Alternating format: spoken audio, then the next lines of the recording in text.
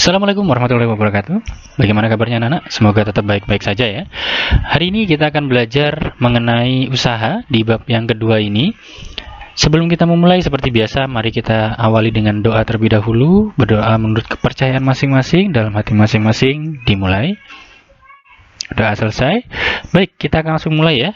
Yang pertama, mari kita mengetahui dulu apa sih kompetensi dasar yang akan kita pelajari selama di bab kedua ini, serta tujuan pembelajaran yang akan kita pelajari pada pertemuan kali ini. Kompetensi dasar yang akan kita pelajari adalah menjelaskan konsep usaha, pesawat sederhana, dan penerapannya dalam kehidupan sehari, termasuk kerja otot pada struktur rangka manusia. Yang berikutnya adalah menyajikan hasil penyelidikan atau pemecahan masalah tentang manfaat penggunaan pesawat sederhana dalam kehidupan sehari-hari. Adapun tujuan pembelajaran kita hari ini adalah untuk membuat kalian memahami mengenai konsep usaha. Yang kedua, membuat kalian dapat memberi contoh usaha dalam kehidupan sehari-hari. Dan yang ketiga, supaya kalian dapat menghitung besaran usaha melalui tugas-tugas yang nanti akan pada diberikan. Baik, yang berikutnya materi yang akan kita pelajari. Pertama adalah konsep usaha, yang kedua adalah contoh usaha dalam kehidupan sehari-hari, dan yang ketiga adalah menghitung usaha. Baik, yang pertama, mari kita berpikir terlebih dahulu. Pernahkah kamu berusaha mendorong tembok? Dan apabila kalian sudah pernah, apakah tembok tersebut bergerak? Jika belum, coba kalian lakukan dulu ya. Sudah diberikan waktu sebentar. Kalian bisa coba. Nah, kenapa kalian tidak bisa mendorong tembok? Atau kenapa tembok tersebut tidak bergerak ketika kalian dorong? Adapun alasannya seperti ini. Walaupun kalian sudah merasa mengeluarkan segenap tenaga ya untuk mendorong tembok tersebut, kenapa tembok tersebut tidak dapat bergerak? Karena pada dasarnya tidak ada usaha yang bekerja di dalamnya. Mengapa hal tersebut terjadi? Karena tidak ada perpindahan yang terjadi selama kamu mendorong tembok. Oke. Sekarang coba kita perhatikan contoh lain dalam kehidupan sehari-hari mengenai usaha. Coba kalian perhatikan contoh gambar di samping. Berdasarkan gambar di samping ini bisa kita lihat bahwa orang tersebut sedang memindahkan berbagai macam barang menggunakan gerobak dorong. Gaya yang diberikan oleh orang tersebut terhadap gerobak membuat gerobak tersebut mengalami perpindahan dari tempat awalnya. Hal inilah yang kemudian dikenal dengan usaha. Dari dua contoh kasus ini, bisa kita pelajari dan bisa kita ambil kesimpulan bahwa pada dasarnya usaha itu adalah perpindahan energi yang disebabkan oleh adanya gaya sehingga benda itu dapat berpindah. Adapun besar usaha dapat ditentukan dengan menggunakan rumus sebagai berikut. W adalah usaha sama dengan F adalah gaya dikali delta S atau perpindahan yang terjadi.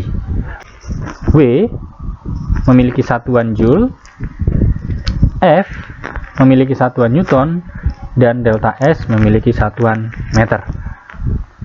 Oke, sekarang kita lanjutkan lagi. Mari kita berlatih saat ini.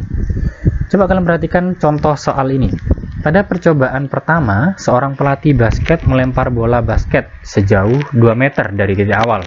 Jika bola tersebut dilempar dengan gaya sebesar 15 Newton. Itu pada percobaan pertama ya.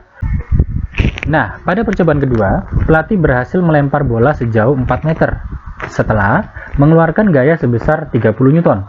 Pertanyaannya, berapakah usaha yang dilakukan oleh pelatih untuk melempar bola tersebut baik pada percobaan yang pertama maupun pada percobaan yang kedua? Oke, kalian pause video ini, silahkan kalian coba dulu. Jika sudah kalian menemukan jawabannya, mari bersama-sama kita cocokkan apakah jawaban kalian sudah betul atau belum. Kita coba dulu lihat dari percobaan yang pertama. Diketahui gaya yang diberikan oleh pelatih pada percobaan pertama adalah sebesar 15 Newton dan perpindahan yang dihasilkan oleh bola ketika dilempar dari titik awal adalah sebesar 2 meter.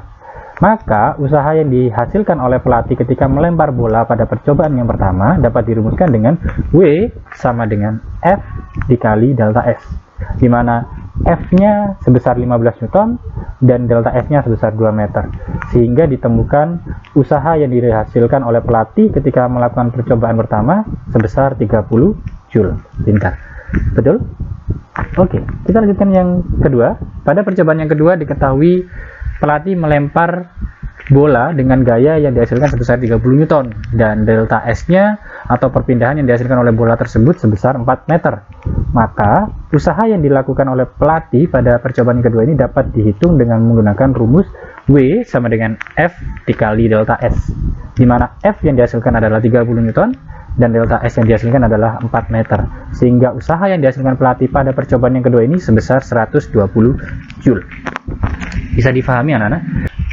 Dari apa yang sudah kita latih, maka kita dapat menghasilkan kesimpulan bahwa semakin besar gaya yang digunakan untuk memindahkan sebuah benda, maka semakin besar pula usaha yang dilakukan. Yang kedua, semakin besar perpindahan benda, semakin besar pula usaha yang dilakukan. Pindah. Baik anak-anak, untuk pekerjaan rumah, silahkan kalian perhatikan pernyataan yang ada pada tabel 2.1 yang bisa kalian jumpai di buku paket halaman 77. Lalu, analisislah manakah yang termasuk usaha dari berbagai macam pertanyaan atau berbagai macam pernyataan yang ditunjukkan pada tabel 2.1. Lalu, analisislah manakah yang termasuk usaha dari pernyataan-pernyataan yang berkaitan dengan usaha yang ada pada tabel 2.1. Selain itu, hitunglah usaha yang dihasilkan pada setiap pernyataan. Oke, kerjakanlah pada buku tugasmu, lalu fotolah hasil kerjamu tersebut dan kirimkanlah kepada gurumu melalui Google Classroom. Baik anak-anak, untuk pertemuan kita hari ini Pak Dudi rasa cukup sampai di sini. Terima kasih atas perhatiannya. Semoga apa yang kita pelajari hari ini dapat bermanfaat dan dapat kalian pahami dengan baik. Pak Dudi akhiri, terima kasih. Kita bertemu lagi pada pertemuan berikutnya dengan materi daya dan usaha. Terima kasih. Wassalamualaikum warahmatullahi wabarakatuh.